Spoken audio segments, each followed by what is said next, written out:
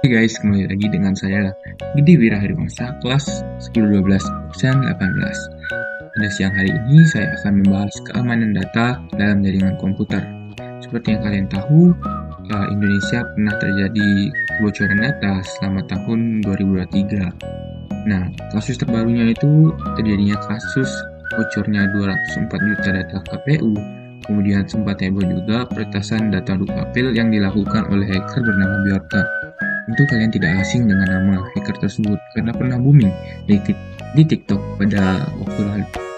Di sini saya akan membahas metode apa saja yang dapat kalian lakukan untuk mengamankan data dalam jaringan.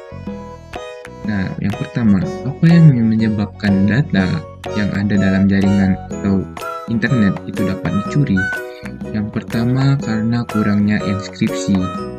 Yang kedua, ketidakamanan protokol. Yang ketiga, kelemahan perangkat lunak.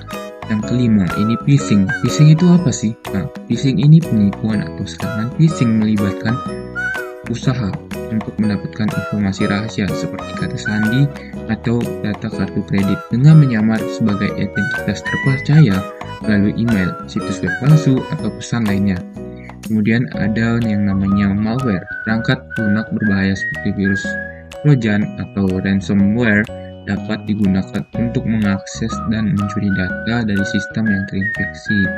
Kemudian pengelolaan kata sandi yang lemah, ketidakamanan jaringan WiFi, itu seperti WiFi publik sebenarnya itu dapat mudah bagi penyerang untuk mencuri data kalian yang dikirimkan melalui jaringan tersebut. Kemudian ada yang namanya kesalahan dari diri kita sendiri atau kesalahan dari manusia tersebut. Kadang-kadang kebocoran data terjadi karena kesalahan manusia seperti mengirimkan informasi sensitif ke alamat email yang salah atau membagikan akses ke data tanpa pertimbangan yang matang. Dan yang terakhir karena kurangnya keamanan fisik. Kemudian bagaimana caranya supaya data tersebut aman dan tidak bisa dicuri? Nah, yang pertama kalian jangan asal berikan data pribadi ke orang yang tidak dikenal.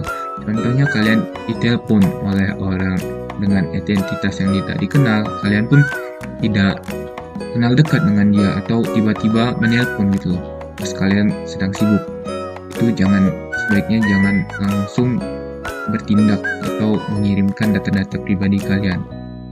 Yang kedua, simpan kata sandi atau password untuk diri sendiri. Lebih baik kalian menyimpan password itu sendiri dan jangan dibagikan pada orang-orang yang tidak berwenang.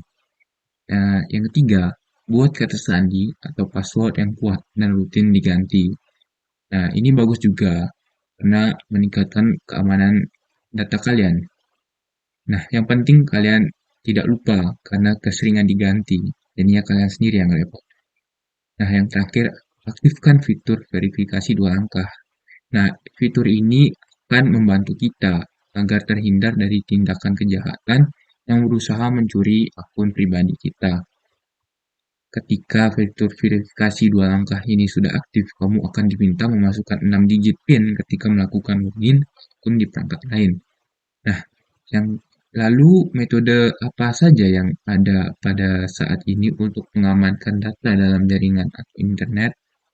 Nah, yang pertama ini kalian bisa menggunakan sistem web security, email security, wireless security, application security, endpoint security, ataupun firewall.